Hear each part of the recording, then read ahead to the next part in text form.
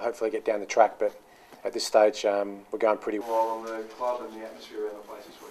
I've still been very positive. We got on with the review pretty quick, and we understand we didn't live up to expectations in that final sort of 15 minutes of the game when we probably thought we were going to be the ones that would outspread and outrun happen to us. So good chance to review what we can improve on, and we'll certainly learn from that loss and go over to Perth this week expecting to win the game.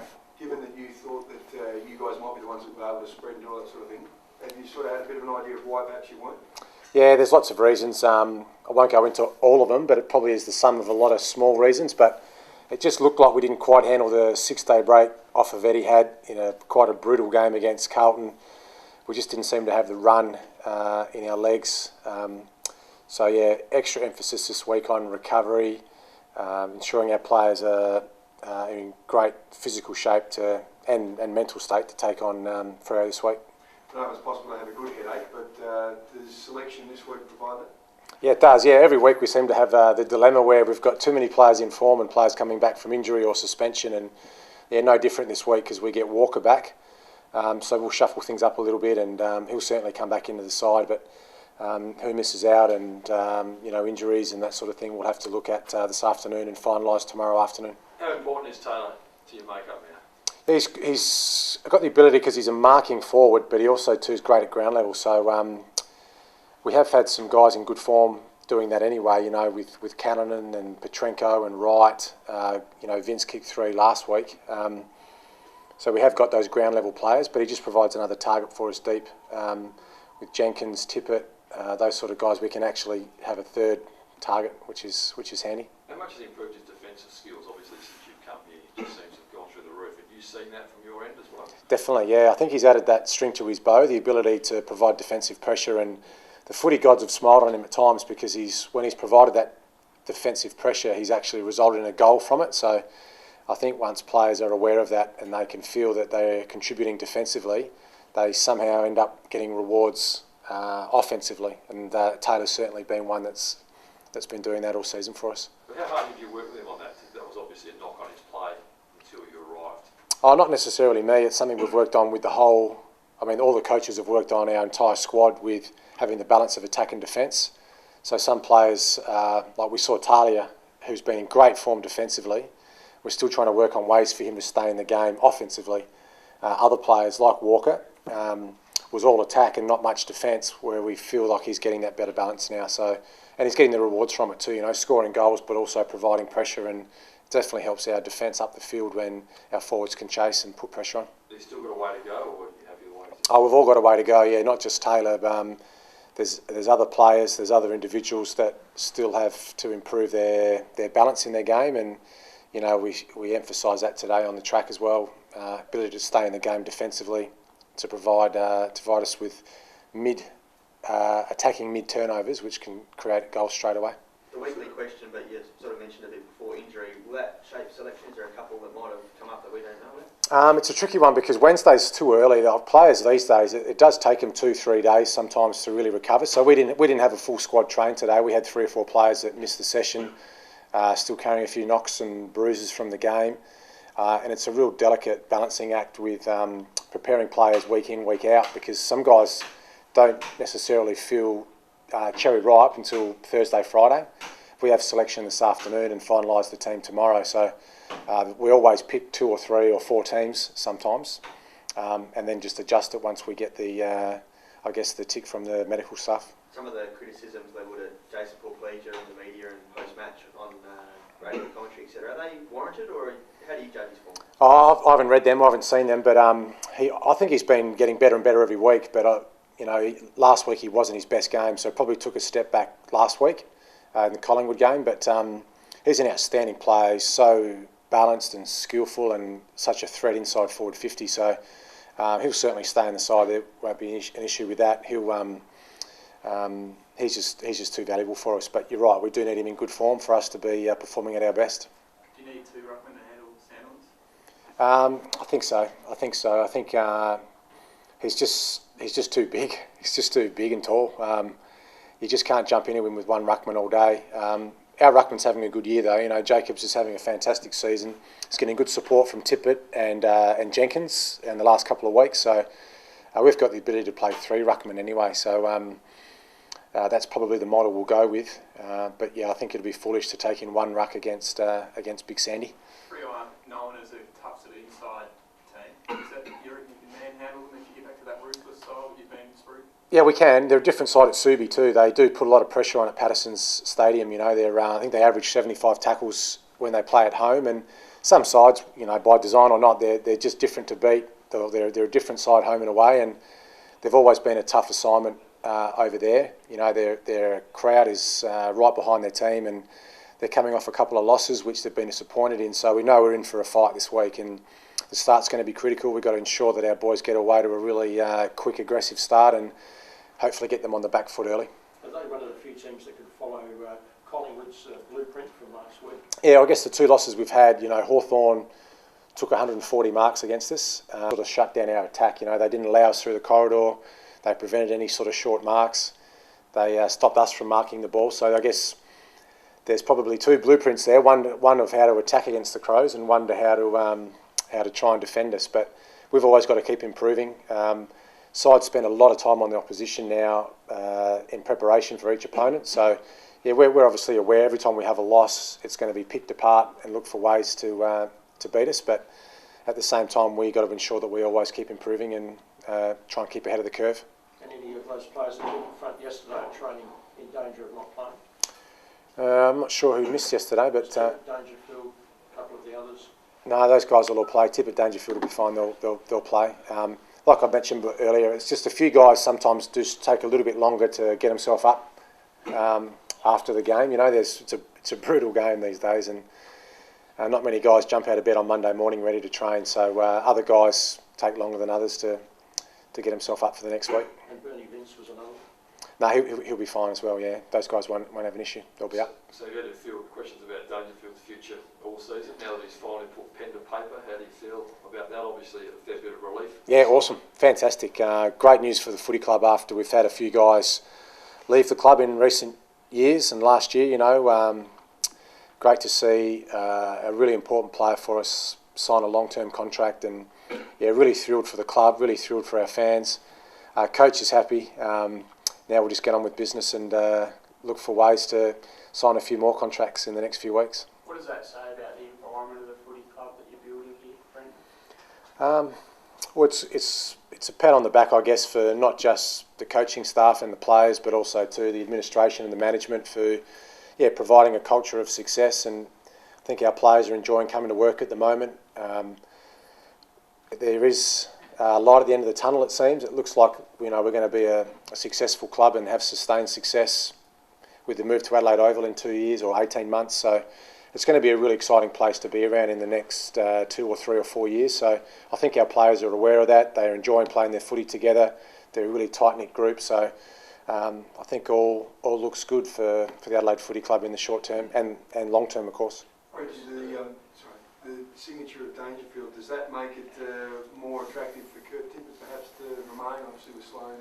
Yeah, I hope so. I think sometimes too we just think Dangerfield signs, but it's been a work in progress for quite a long time for Dangerfield, you know, and I think same with the other boys who we hope to sign soon. The wheels are in motion behind the scenes, you know, so it's not something that where just Kurt wakes up and goes, you know what, I want to go to the club today and sign. It's something that happens over time and, you know, consultation with his managers and his family and obviously us with Kurt. And we won't rush those things externally, but yeah, we're working pretty hard internally to ensure that we provide a really successful environment to keep our best players around for a long time. Do you gut feel that he'll stay? Yeah, we're quietly confident that we'll get those boys over the line, hopefully sooner rather than later. But you just never know. What would be your message to Kurt, given I guess Dangerfield that external pressure to, I guess, sign before he initially had planned to at the end of the season? Our message to Kurt is that you know, we're going to have a long sustained future at this footy club, and he's going to enjoy playing his footy here, and we won't force him and hold a gun to his head. He can make his own decisions, but I think you know, you speak to most of the players and you can see they're enjoying their footy and they enjoy playing at this footy club, and I think players are going to want to come here too, not just the ones that are already here. I think we'll probably be the envy of a lot of clubs in 2 or 3 years, because we're providing a environment of success. Is that something you look forward to with free agency around the corner? It's a difficult one with free agency because you just don't know how it's all going to play out. We've got people working on that now, but our focus as coaches, or my focus, is obviously getting the group that we've got together to be successful as we can. But that'll be an interesting area that we'll probably discuss later in the year.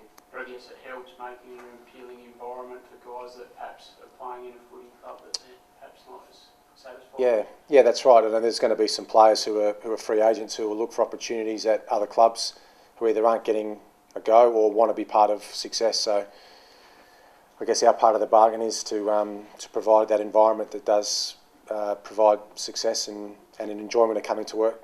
Just on that then, I mean, you look at one that springs to mind here is Chris Knight. For so long, injuries hindered him. He's been around the mark for one good season. That stands out. But how far is he? I mean, he seems to be a little bit lost at the moment. No, he's really close. It's really difficult because he's played with the Eagles, who for at different times have had the bye. Then he got suspended when he played, so he missed a week. And then we had the SANFL state game last week. So it's just sometimes it's just the he's been a little bit of a victim of circumstances at times.